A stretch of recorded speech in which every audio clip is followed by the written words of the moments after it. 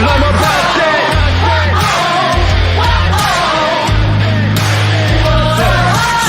I'm about that come up, running up on them fools that are talking foolish. Try to get them funds up, killing them mic just like I ran and Jules in. Y'all gonna get done up front, knowing that kid with an attitude, but you can't really blame this motherfucker for what he had to do. I'm about that cash flipping, I'm getting it on and off the market. Not about that VIP, not me, not never been a fan of carpets. All about that RIP for all of my Jesus gone departed. All about that finish when I started, I'm about that. Top down, I know you're not ready. We ride, we're about that. So high, we see the whole city. We own the night. Top down, I know you're not ready. We ride, we're about that. So high, we see the whole city. We own the night. Know that I'm about it. Want a man I can bring the drama, but it ain't by chance that I'm fucking rapping. You don't really want a problem. Made a little cash in the back end, but still rapping like homie starving. Yeah, y'all gotta ask who the man is. Hope I'm gonna be like, beg your pardon. Homie, I'm about that. Top down, I know you're not ready. We ride, we're about that. So high, we see the whole city. We own the night. Top down, I know you're not ready. We ride, we're about that. So high, we see the whole city. We own the night. And welcome into another YSN Power Hour today, Friday, the last day of the work week. Boys, we're ready to shut it down, but really at YSN, we just flip that pancake over. It is July 17th, and we've got some new faces on the Power Hour, not including Michael Jordan, who somehow continues to fly around our studio when Quinn's around, even though he says he doesn't like him. MJ continues to make his rounds around the YSN studios. Quinn Pushkar, along with a new face, Mr. Jeff Bezos. Then you have EB, Eric Bailey on the top row. On the bottom row, one of the legends of YSN all year long, it is my man Anthony Malone. And, of course, you had the child prodigy himself, Mr. Mike McKenzie. Boys, how we doing? Wonderful. Great. Jeff, welcome in. Spectacular. Awesome. Great. Thank you. It is World Emoji Day here, I guess in the world. I was going to say in America, but if it's World Emoji Day, then it's across the world. My question for you to start this is, what is one emoji you absolutely love, and what is one emoji you cannot stand when somebody says or sends it to you? Let's start with Michael, because you're the emoji expert of the world here. Now, the emoji I like the most is probably going to be the goat emoji because I use it so much in sports discussions with friends and everything like that. So it's an emoji I use quite often. I like it. And then the emoji I hate the most is the laughing one with the one tear coming out of each eye, because I think I get that every other text. It just gets so annoying. Well, I was instructed, and I didn't know this, 35 years old, completely dissected from the emoji world. Instead of saying ha ha ha ha ha like I've been taught my entire life, if you just put the laughing emoji, it's the same thing. There's so many questions I have about emojis that I'm gonna have to ask you guys later. I know EB's an emoji guy. EB, what's your favorite emoji, and what's the one you hate the most? Favorite would be probably the raised eyebrow, and then I don't know what my least favorite is because I probably only use like 6 or 7 of them anyways. I'm probably a typical smiley face just because it's generic. So. All right, boys, right in the middle. Quinn, you kind of dabble in the emoji game. What's your favorite? What's your least? I tend to use the rolling eye one a lot. No. Yeah, it's usually in group text that me and Eric are in for valid reasons. That or the laughing one that Michael hates. Partially because Michael hates it, now I all of a sudden love it. But I tend to use that a lot too. The one that I don't like the most, it's got to be like that. It's like the smiley face with the tongue sticking out. Oh, like the crazy face one? Yeah, something like that. Yeah. Not for me. Attaboy. JB, how about you? It definitely has to be the American flag is the most emoji I use all the time. Attaboy. And then the least emoji I don't like the goat emoji because it's thrown around a lot because of everyone saying it was the goat now. So the goat emoji is my worst. I think that's a little sawdust on Michael's fire there, Yeah. if I'm not mistaken. Love it. First thing I heard in here from Quinn was sheltered Steelers fan. So love it. Anthony, what are your thoughts on the emojis? You play with emojis a lot? Well, I kind of lean the same way you did. I grew up on AIM, so we had to project the emoji with the way we typed it. But I think the one that I probably use the most, and I find myself using it more because I'm more of a nonverbal speaker, anyways, as you can see with the hand going. But anyways, normally when I use the emoji, I usually use the eyes wide open one. I don't know why I find that the most fun. It just seems to be the most fitting when on a day-to-day basis. Something's more shocking every day. But anyways, the one that I probably hate the most is probably the person with the hands up like this. I don't know, it just bugs me. Anytime anybody ever sends me that, like they throw up their arms at me, just speak. I'm in the same boat. I'm in the same boat. Billy Mack joins the show. Billy, what do you got? Thumbs down, thumbs up, laugh. That's it. That's all the ones you use? Basically, yeah. You If I the use any heart other or- ones, no. If I use any other ones, I don't know what I'm doing. Yeah, I feel like there's a secret code or a language that when you're talking to the younger generation, you got to be careful because some things mean different things if you use them incorrectly, and they could go a certain way you don't want them to go. So my thing is for this, the thumbs up is so good, but it's so annoying at the same time because if it depends on the context of the conversation. Because if you say something really good, like really powerful, or trying to get pumped up, and somebody sends you a thumbs up, you're just like, all right, pal, screw you then. I'm not gonna do this anymore. Like it's like the okay, or K when somebody texts you back K. Game over. Like we're not friends on text anymore. You can call me next time. So I have a love-hate relationship with the thumbs up emoji. So that's kind of where I'm at. And most of it comes from Quinn. I'm not going to lie to you. He likes to send me the thumbs up. Yeah, screw off, cowboy. So let's move on to some sports. That's what people come in for. But if you have a favorite emoji, make sure you drop it in the comments. We'll make sure to pop it up. You're the one you love, the one you hate, or maybe there's one that you're kind of like unsure what it is. So we might be able to clear that up. Michael is our resident emoji expert. Guys, Kokrak withdrawing from the Memorial. A lot of golf going on right now. Tiger not making the cut. When you look at this is 4 straight cuts that Jason Kokrak has not made, the Warren JFK product. Are you concerned for Kokrak at this point, or do you think that he can rebound? I know we got some golf experts to the right of my box. Quinn, JB, what do you guys think about Kokrak at this point? Yeah, I mean, it's you never like to see a local guy drop out. But from what I gathered is that he wasn't playing that well this tournament, at least this one. But I mean, he'll rebound. He's a professional golfer. He's done it his whole career. He always rebounds, and I won't be surprised if it's the next tournament, honestly. JB, you're a big golf guy. Well, playing on the tour, you see it all. You see a lot now with like people are hot and then they get cold.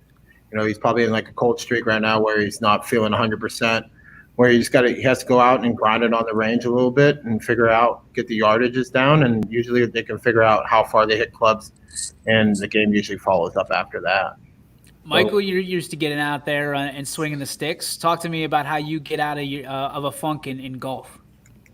Honestly, it's just a couple of shots. You just got to keep going up and hitting the ball. You got to keep doing what's worked in the past, even if it isn't working on a specific day. You hit that one shot, you get the feeling. Now you know what it's like to hit a good shot on that day. So just keep going with that rhythm. So I say he's probably got to get out there a lot early, hit some good range shots, and then once he knows what the feeling is of hitting a good shot, just try to bring that onto the course. That's how I do it. EB, any thoughts on golf? Are you a golfer?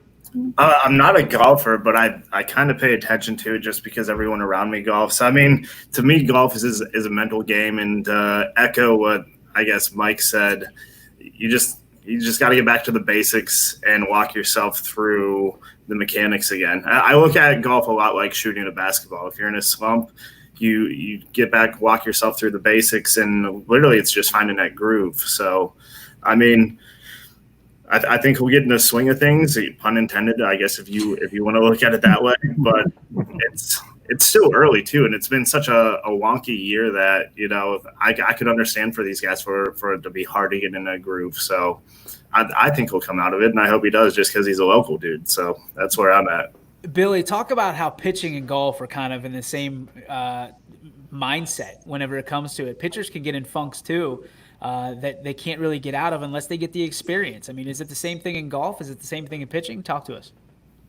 I mean, I would imagine it's more of a golf seems to be more of a mental sport, very similar to baseball in a lot of different ways. But I think everybody kind of hit it on the head. You just got to go back out there and go, see what happens, see what's falling for you, figure out the drive and distance and all that. And mentality guys, just hey, you're pretty good, go be good, and just keep telling yourself that. Anthony, you a golfer at all? I do. I golf a little bit. It's been a little while since busy schedules, but no, I mean for me, I always remember whenever I'm playing terrible golf, which is traditional. Usually, a former coach for Tiger Woods, Butch Harmon, always harped on if you're not swinging great, don't be afraid to go up a club and give it a try if you want to get out of a slump. If the wind's hitting you, it's time to switch. Maybe you need to switch to a better ball for wind speeds. So there's a lot of different ways to get out of it. But of course, this is a strange year. You don't have anybody in attendance all around you, which you normally have to work through as a pro golfer. You have people in attendance watching you swing, and if you're a pro and you don't have that anymore, that's a little bit of an adjustment. You're in a private golfing institution at that moment. So it's going to be a strange year. I mean, hey, Tiger didn't make the cut either. So it's not something to look down upon. You're still just trying to find a rhythm here in the middle of July. Does anybody feel that Jason Kokrak cannot be one of the top golfers in the world within the next 2 to 3 years? I mean, he's 35 years old. He's just hitting his prime as a golfer. And I don't think these 4 cuts are really anything to write home about, quite honestly. I think everybody's trying to, like DB said, not to steal his pun, but getting back in the swing of things. And it is a little different. It's a country club setting almost with nobody around. So whenever fans do return to golf, I think it goes back to normal a little bit, and these guys can catch their momentum with the crowds and things of that nature. But I think Kokrak, it's better right now for this to be a mental problem than an actual physical issue. Would you guys agree with that? Yeah. Awesome. All right, so let's move on to the next one. An article in Sports Illustrated saying the Power 5 could be in trouble. When you talk about the Power 5 in football, there's lots of opportunity for schools to either leave the NCAA because of the way things are being handled, but there's a lot of I don't know how to explain it here. This will be the best for it. This excerpt from Sports Illustrated: those found to have had high-risk contact with people who have tested positive will quarantine for 14 days. This 14-day quarantine is mandatory. Even if those quarantine negative test negative for the virus, they must still complete the 14 days without competition. A significant restriction that could knock out large swaths of a football team. Institutions may consider testing contacts during quarantine if the local testing supply is adequate. However, this does not shorten or remove the need for that quarantine, the document says. A high-risk contact is defined as those who are within 6 feet of an infected person for at least 15 minutes while one or both parties is not wearing a mask. This includes anyone participating in face-to-face contact drills against each other. Guys, if that's the scenario for football in the Power 5 and in the NCAA, I'm not sure we make it very far in this particular situation. Obviously, we're going to talk a little bit later about the Horizon League. I believe it's the next on deck, canceling their stuff till October 1st. Do you think this is a big setback as we look towards the future of fall sports? We'll start with Anthony, the new guy. Yeah, I mean, I'm sure we're going to talk maybe and possibly talk football more. It's a heavy contact sport. I mean, you can equate that certain players at more risk to be in contact with others than others. Some are more at high risk, some are at lower risk. Kicker, punter, probably not going to see anybody. But if you get to a point where you're a lineman or if you're a quarterback, you're touching someone every single time, whether it's handing off the ball, passing to somebody. It's one of these things. Is the Power 5 in trouble? Yes, but so are the smaller schools that have to deal with this too. It's going to be a strange year where you're going to, in my opinion, you're going to see a lot of backups. You're going to see a lot of third strings potentially. And God forbid it was a QB coach that was the one that was positive for something like that. And then who knows what's going on. So that's something that hasn't been thought out yet. We saw cancellations with with workouts with a few teams already. So it is something to be concerned about. And yeah, like you said, with Horizon League going all the way to October 1st, it's all precautionary. And can they make it to that date and have a healthy team? That's the idea of keeping it that long. So it is going to be a scenario where you're going to see a lot of players that you're not familiar with, but you're going to get a lot of experience too.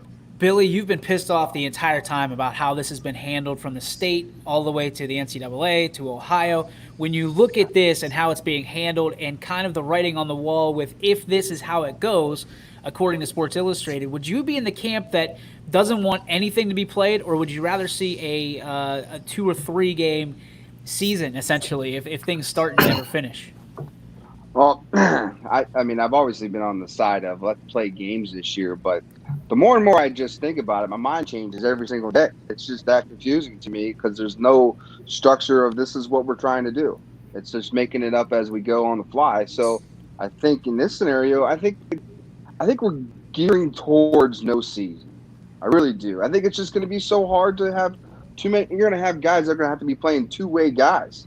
You know, you're looking at the Chris Gambles of the world out there playing wide receiver, trying to play quarterback, trying to play corner.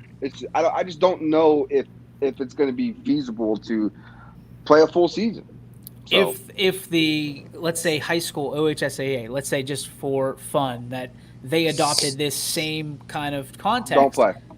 There's no way you can play, right? I mean, it doesn't matter how big your school is. There's no depth to that, to where you can have that many kids play for 10 weeks, 15 weeks. And you're saying don't play. If you can't finish the season, don't play. Is that accurate?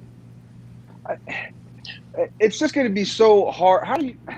How do you what do you play for if you're not going to finish the season? That's always my thing. If there's no champion to be crowned, why are we playing? What are we playing for? There's truth to that. I mean, and there's other truth that you could look at like it's a good thing to get film for guys who want to maybe potentially play in college. But, you know, I mean, it's just one of those things that, you know, you got the cards in front of you. You got to play them. You know, if you're only playing 6 games, play 6 games. I mean, I'm still on the fence on both sides of this. Like, to me, I'm starting to lean more toward. Yeah, to me, I'm more on the side of like, you know what, let's just cancel it. Let's just wait and figure this thing out together.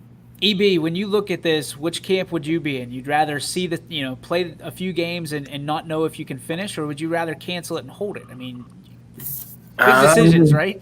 I don't know. I want to play, but I think sometimes they look at this backwards and they look at the what ifs instead of why not just test everyone for the antibodies first, see who has the antibodies, and then whoever doesn't have it, you know. So then if they start to show symptoms, it's easier to, I guess, navigate or control. But when you get into that, you're it's a money thing, which not everyone, high schools aren't going to be able to pay for that testing. Colleges, no problem. Professionally, no problem.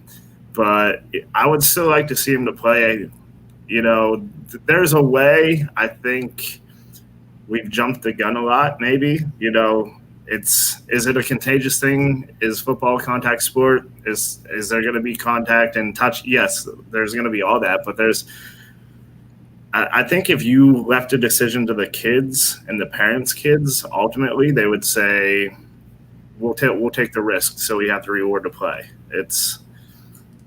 I don't know. It puts a lot of people between a rock and a hard place, and I understand why the OHSAA doesn't want to make a decision. These governors don't want to make a decision because no matter what they do, they're on the wrong side of the fence. So, as Tristan always says, I mean, being a leader in this day and age is like being an umpire. You're only going to get 50% of the votes anyway. So right. You've got to do what is right in your gut and right kind of when you weigh all the options.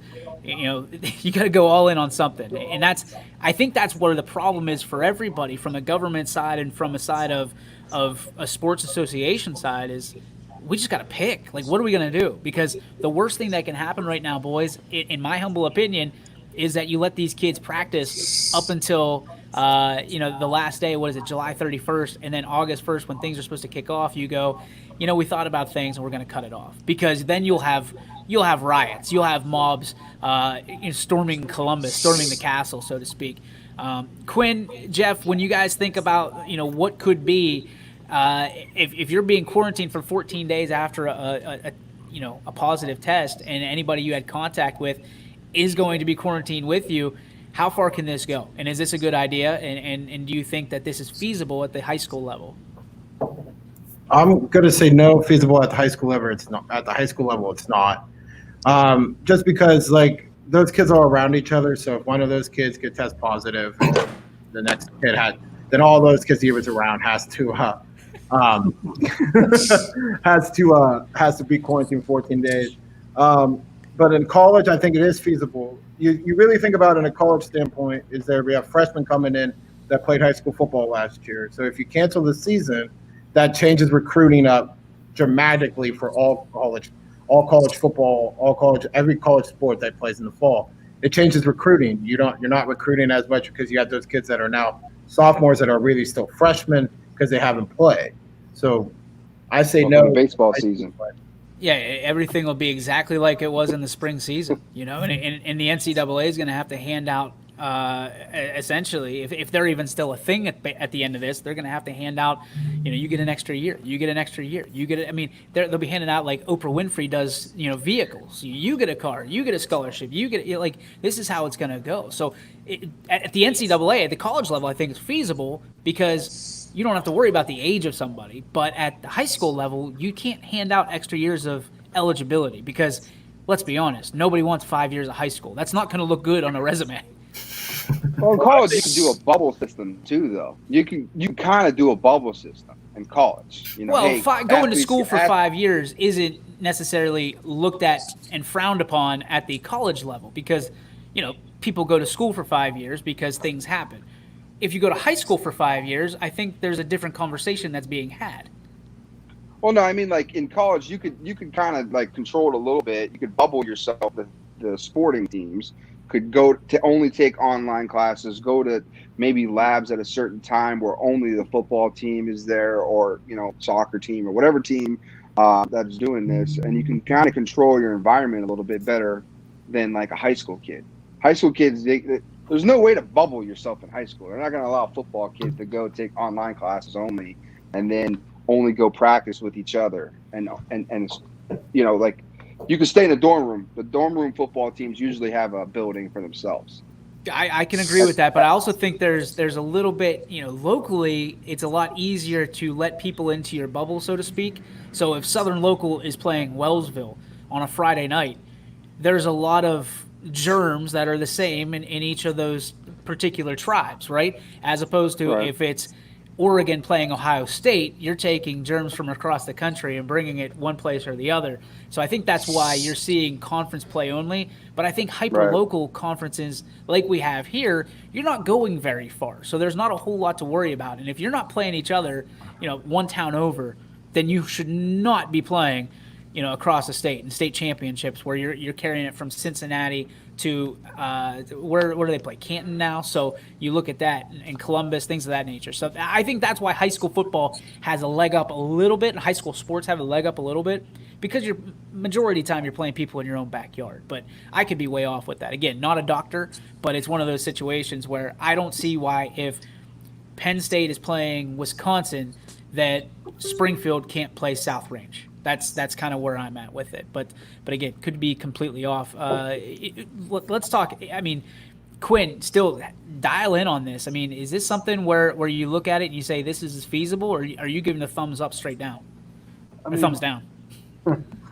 I see both sides of it. I'm being spoiled half the time being a basketball coach. Like I want to start something, play football, play something, just so we can kind of figure it out to moving forward to get to basketball.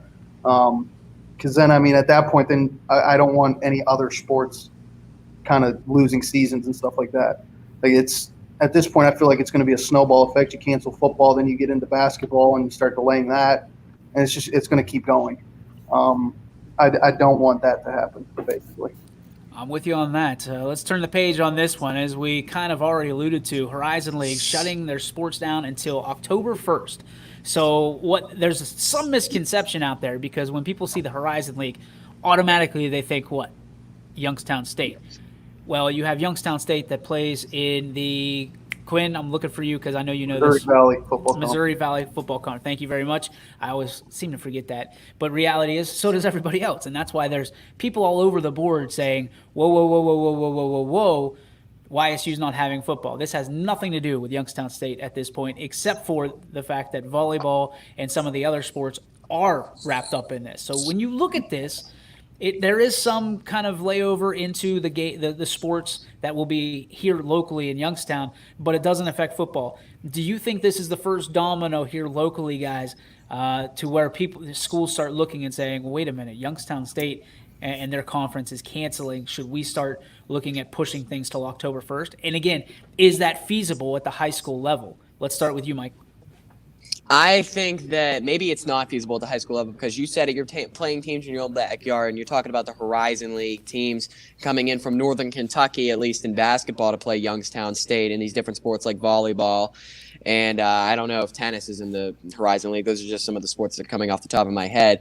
But I don't think that shutting things down to October 1st is feasible because you already have, 5 or 6 games being played prior to October 1st from the football season. You got about a month and maybe a month and a half played in volleyball. High school sports start a lot earlier than college and professional sports start. So I think that maybe you delay it till September 15th, but if you delay it till October 1st, you're already losing half, if not more than half of your season. Interesting enough. Anthony, your thoughts on shutting everything down till October 1st? Yeah, I mean, I used to call at YSU soccer and volleyball around that time, and that's a large portion of the season. And getting all the way to October 1st is there a plan to add additional dates if things go well? If there's not, it's going to be a very well-reduced season for the fall sports that are, with the exception of YSU football.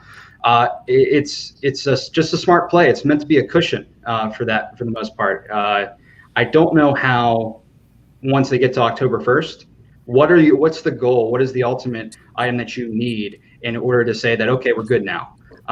That's something that hasn't been outlined, but a lot of this hasn't been outlined. So it's a real shame. There's a lot of solid athletes in those sports for YSU, and they have to basically just flip the page and plan on an October 1st start date. It's going to be a challenge, but as long as you stay healthy, it's going to still be an opportunity to play, and that's something to think about and hold your head on. I think you had something really great there. And what is going to be the key to allowing everybody? I mean, you can't just hold everybody out and then October 1st we go full bore, right? What's the key to getting to that particular date? I talked to some of the officials at Scene Park, and I said, okay, Walmart and some of these stores are making you wear a mask, but they're not making you do it until this coming Monday.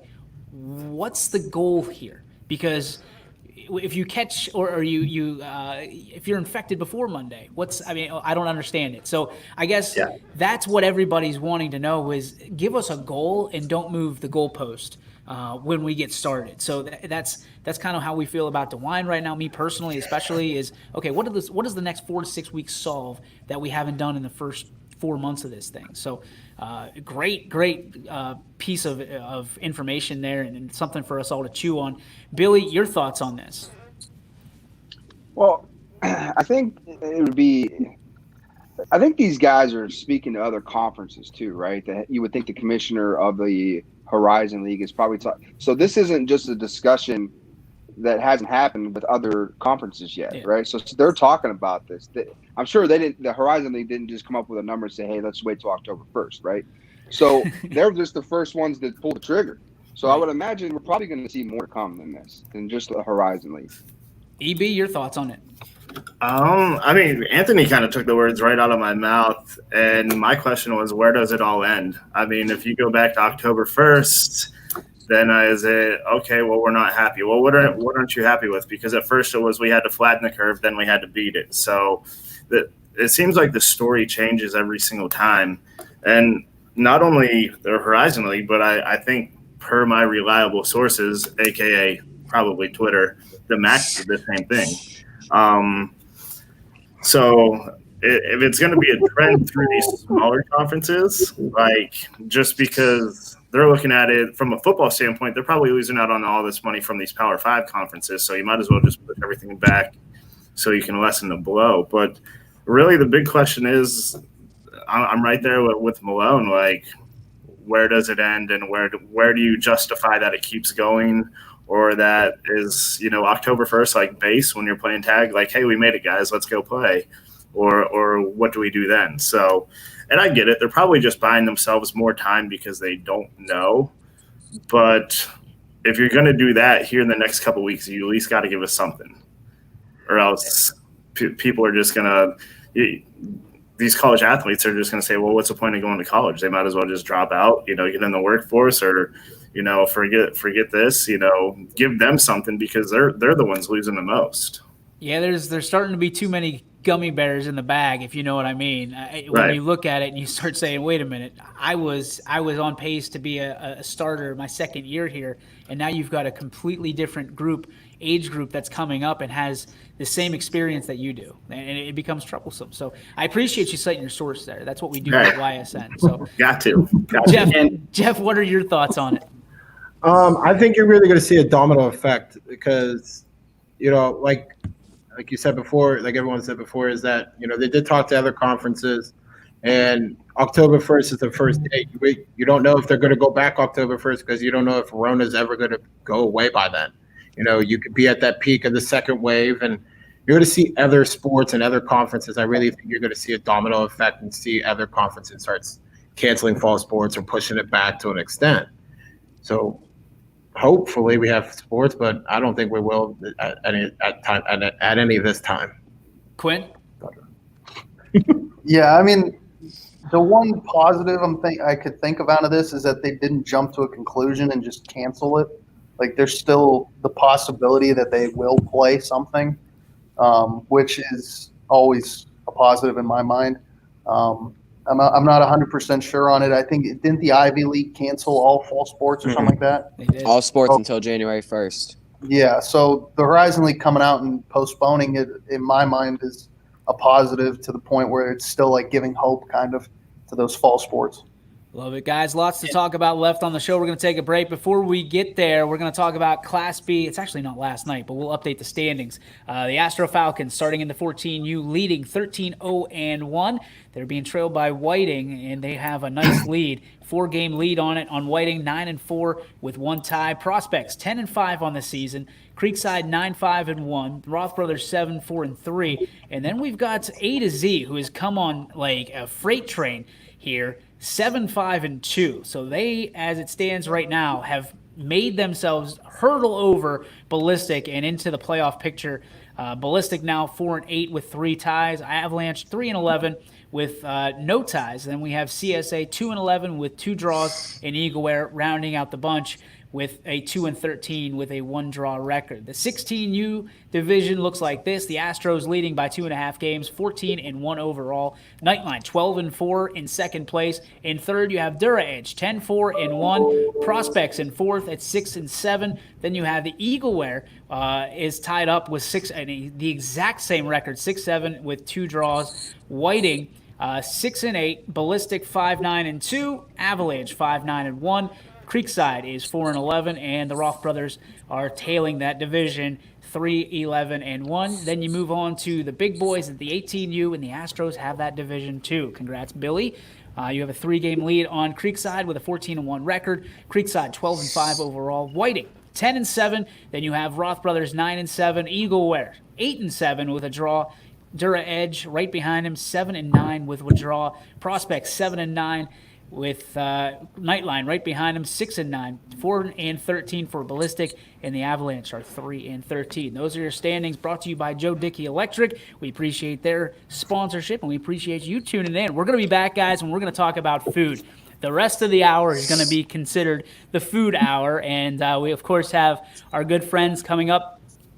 Full Court Press coming up at 4 o'clock, so we're going to have an abbreviated show, maybe a 2-minute kind of separation that we usually go over, but we're going to make sure that Jeff and Brian are ready to hit the airwaves at 4 o'clock. You're going to be ready because we got lots to talk about, including our question of the day, which is naturally, if you were in an event and it was competitive eating, what event could you win and why? Noodle that one, boys. We'll be back with the YSN Power Hour here in just a little bit. Hello, I'm Greg Burbick with G. Burbick Farms. For the last 100 years, my family has farmed in the Columbiana and Mahoning counties. I began raising cattle in 1996 with the goal of providing a better product for you and your family on the dinner table. Our grass-fed and grain-supplemented Black Angus beef are raised with no hormones, steroids, or antibiotics. We're known for our hometown-friendly service and incredible tasting products. We're locally owned and have customers across the tri-state area. Our products go from our farm to your family. Stop by our farm on New Buffalo Road or visit us on the web at gburbickfarms.com. Don't forget to like us on Facebook. G. Burbick Farms, it just tastes better.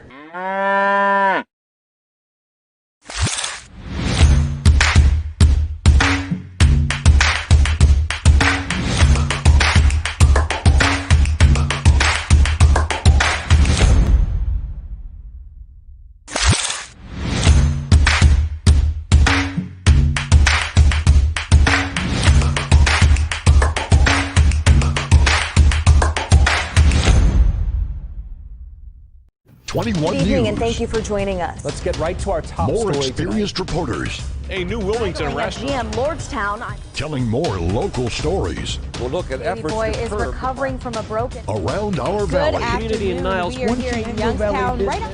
Because you expect Important for everyone. No place like home. more local news. In Mercer County Before Court. they become life-threatening. 21 News is our valley's #1 local news. Welcome home to a home made homier with Baird Brothers Fine Hardwoods.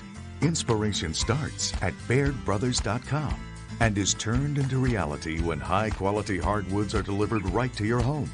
Baird Brothers has the latest design trends, shiplap and skinny lap interior siding, antique oak rustic flooring, and, well, you'll find them all at BairdBrothers.com. Ordered easily, delivered conveniently, enjoyed comfortably. BairdBrothers.com. And welcome back to the YSN Power Hour. DJ Yoakley with you. And guys, I gotta say, we have a new fan favorite in the house. JB, Jeff Bezos, already having people shouting out to you. JB, tell everybody about you, where you're from, and why you love YSN, why you love sports. I'm from South Range. I graduated in 2010. Played 4 years of football. Love sports because they've been part of my life since day one, since I was a little kid until now. And YSN was the only place I could find, like the South Range playoff game the year they went to the state semifinals, was the only people who were playing the game. So I definitely fallen to love you guys and love being around here.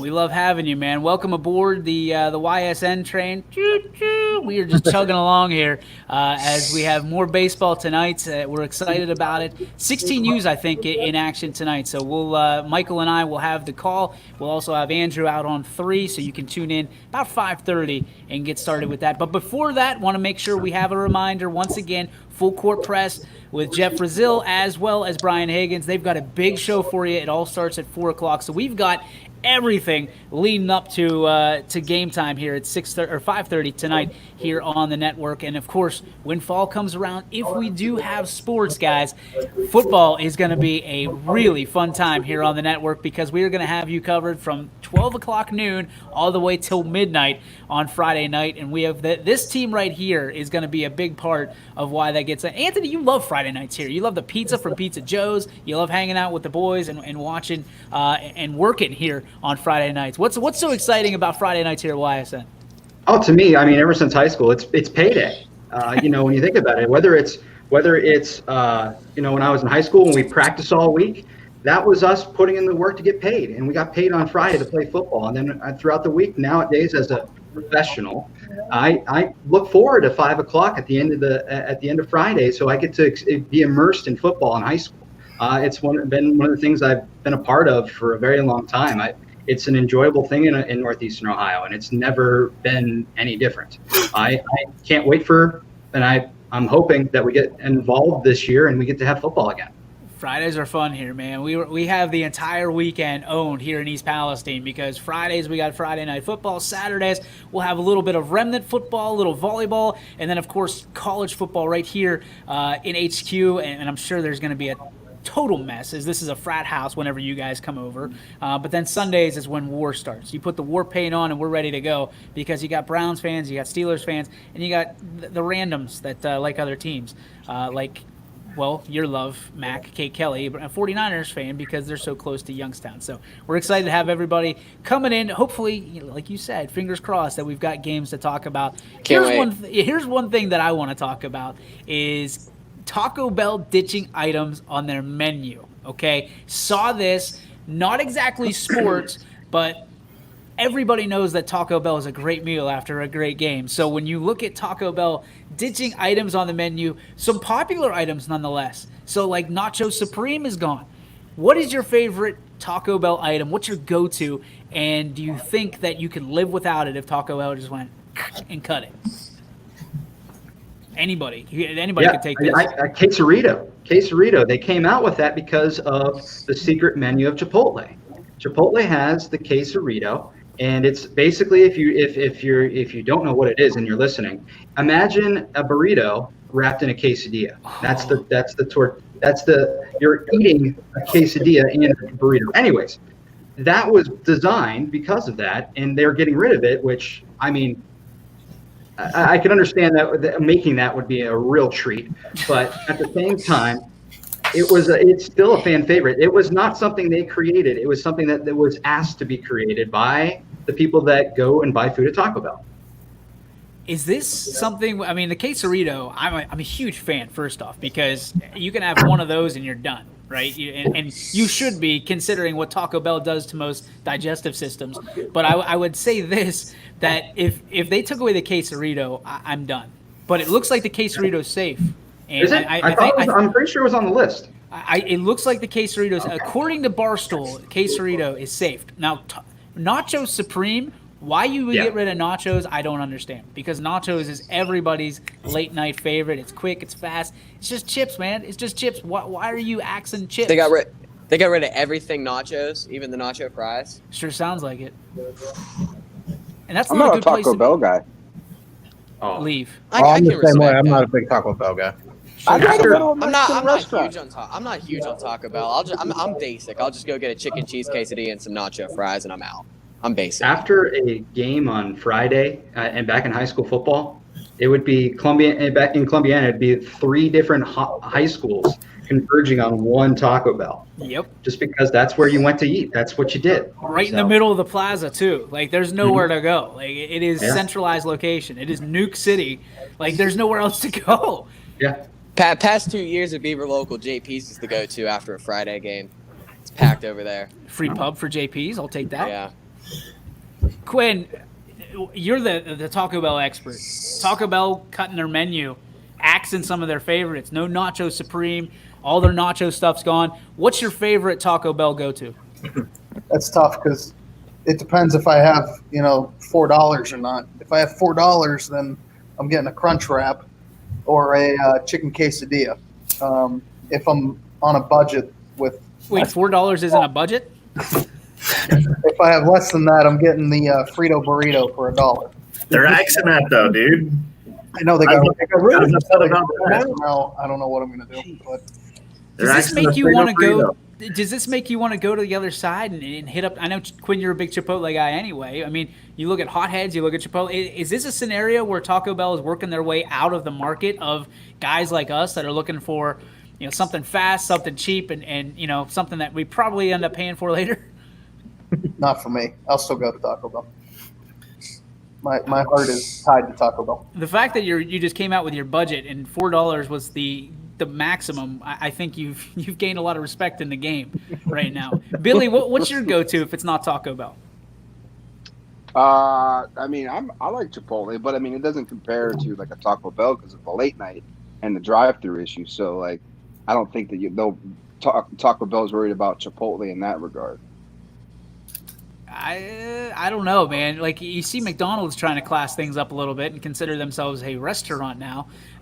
Stay classy, McDonald's. Stay classy. They're trying to up their game. I like McDonald's game. It's what you're getting. You know exactly before you get the drive-thru. And again, I've had anybody that's watched us understands my drive-thru situation. If you're at McDonald's and you're acting like you've only been there one time before, I've got an issue. Like, go inside. Look at the menu inside. you should not be allowed to be at the drive-thru. Like, you should have a ticket punched that this is your second time and probably get a certificate for making it that far without getting McDonald's over 15 times.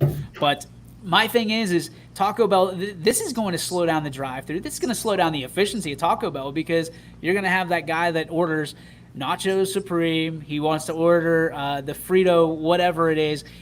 They're going to be like, we're out of it. We don't do that anymore. We don't do that. It's going to take 15 minutes for that guy to figure out what he wants to eat. So, going to be interesting. I don't like that Taco Bell's axing their menu when everybody else is adding on to it. After Corona, hopefully things come back to their menus because of the limited menus we have right now during the pandemic. But I think that Taco Bell's making a big mistake here. So that's going to kick off our food segment here for the next 15 minutes because, guys, according to a report, a study finds competitive hot dog eaters are some of the top ability members of society as a human being.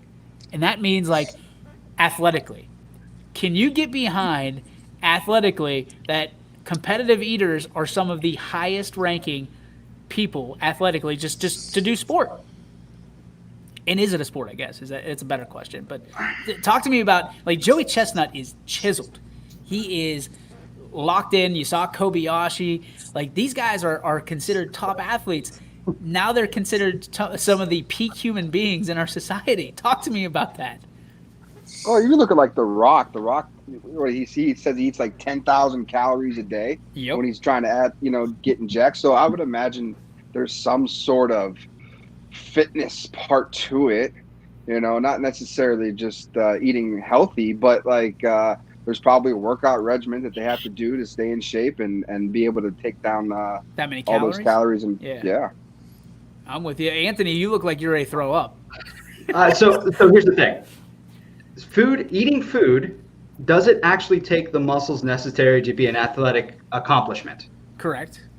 In my opinion, it doesn't really push the peak boundaries of an athletic moment in the history of our sports. Anyways, for me, I mean, I can understand, like you were saying with The Rock, 10,000 calories, that there is a training level to prepare your body to ingest that much food.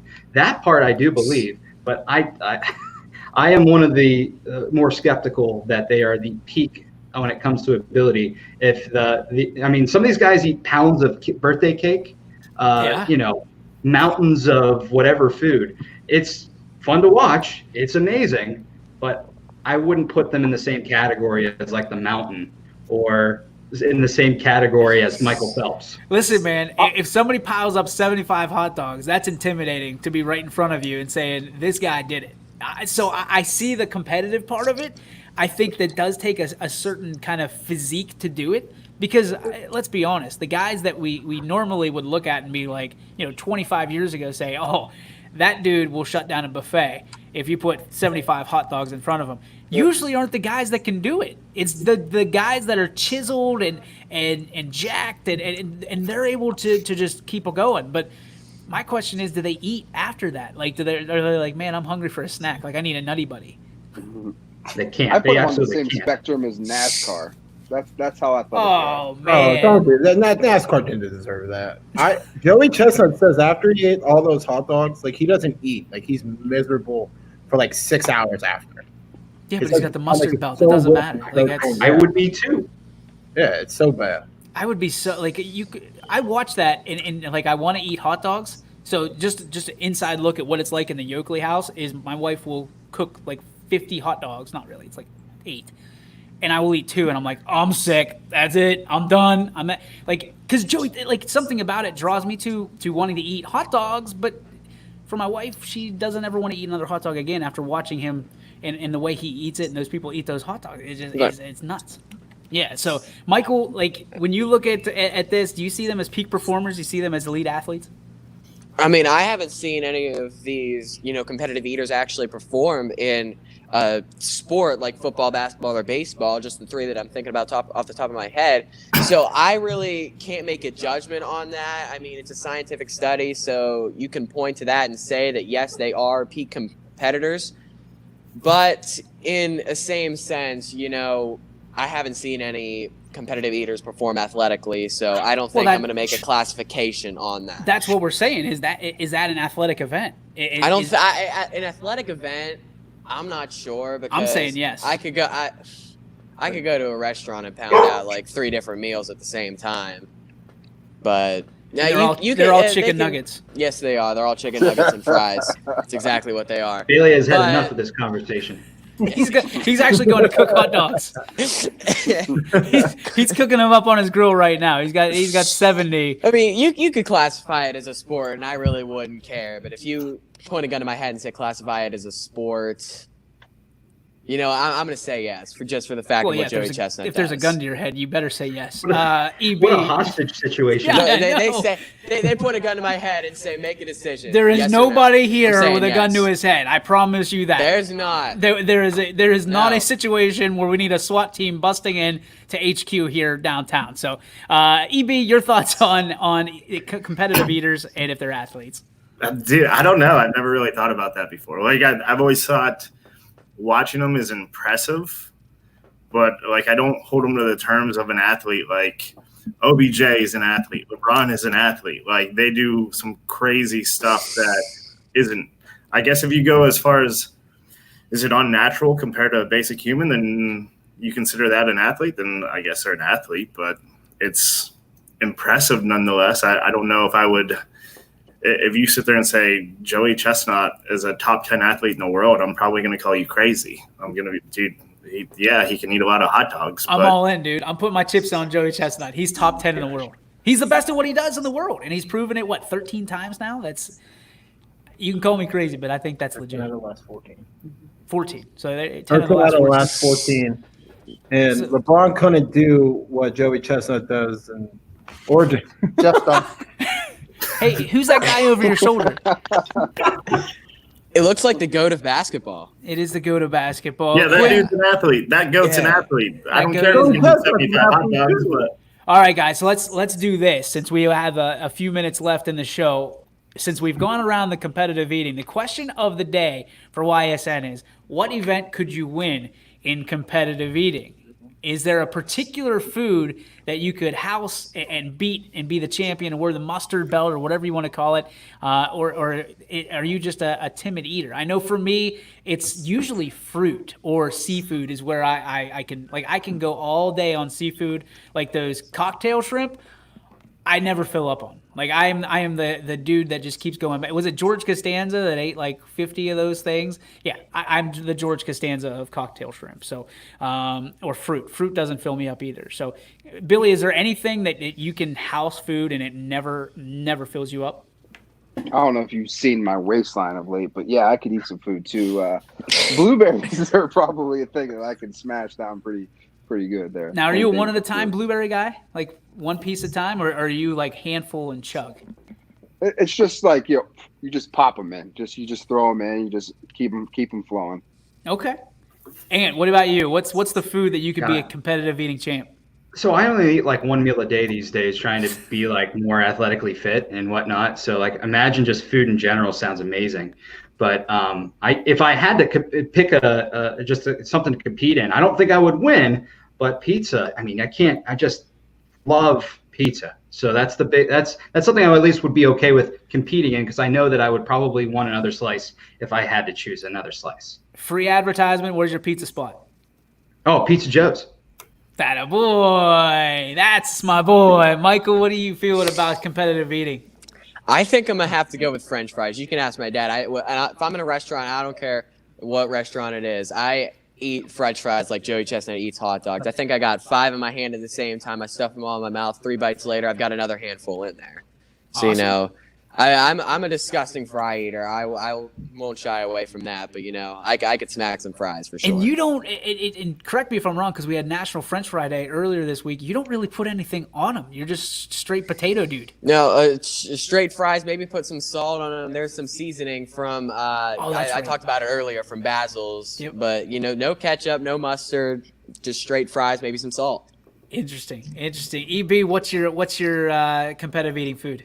I think the bigger question comes down to if I'm drunk or not. So like, if I'm drunk, I'm gonna go tacos. If I have to do this sober, I'm gonna pick something like watermelon. So Watermelon's legit. Can you choke down an entire watermelon?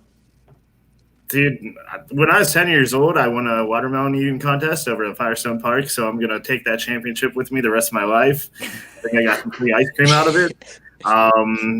Since then, I haven't competitively tried to eat watermelon. So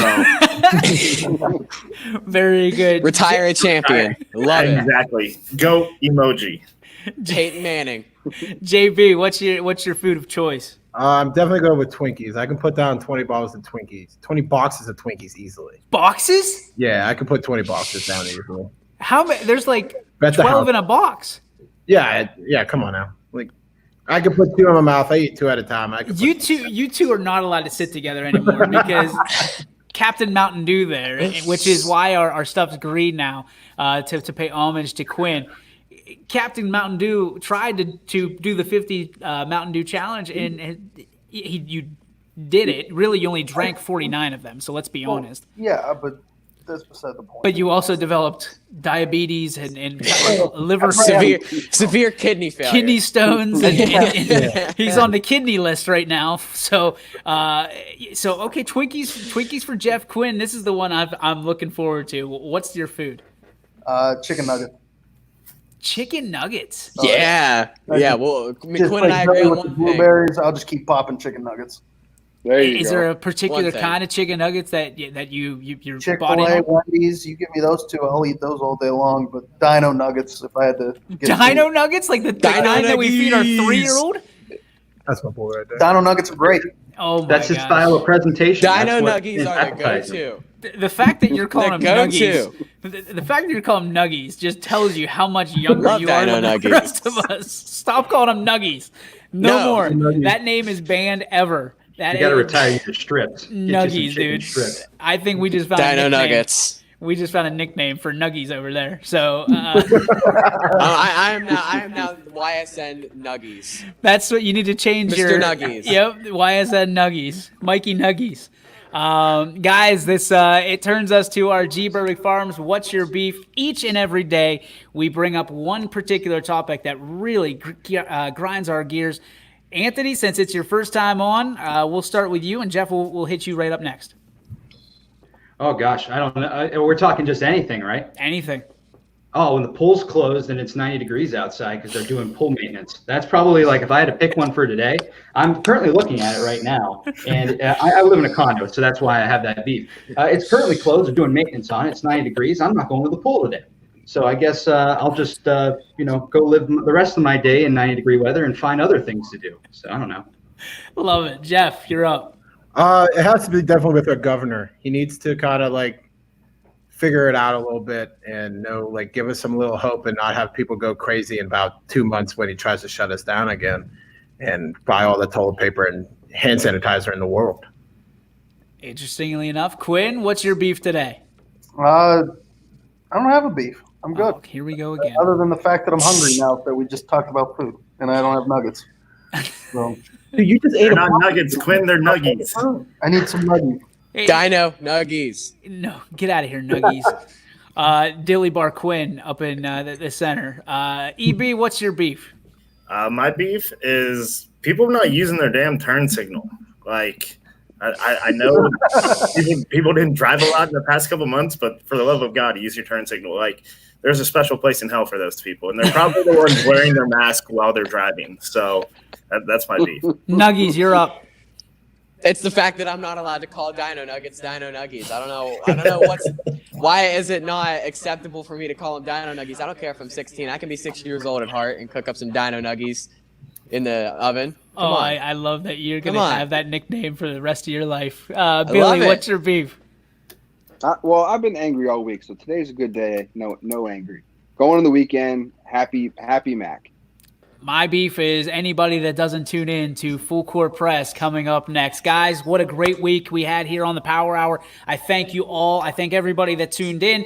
Jeff, Anthony, welcome to the team. We're proud to have you. We love when new guys come in, and, of course, we love having you here at YSN. That's going to do it. Everybody say see ya.